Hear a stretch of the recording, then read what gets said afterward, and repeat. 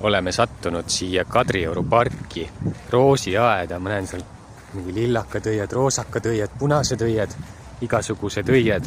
Minu kunagine pikaaegne kodukant.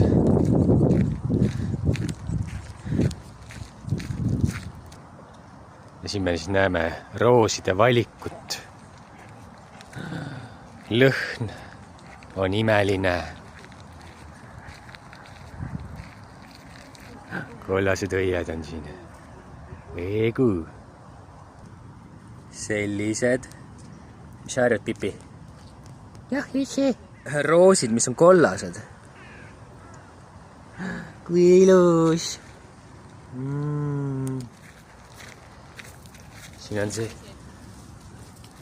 on sellised.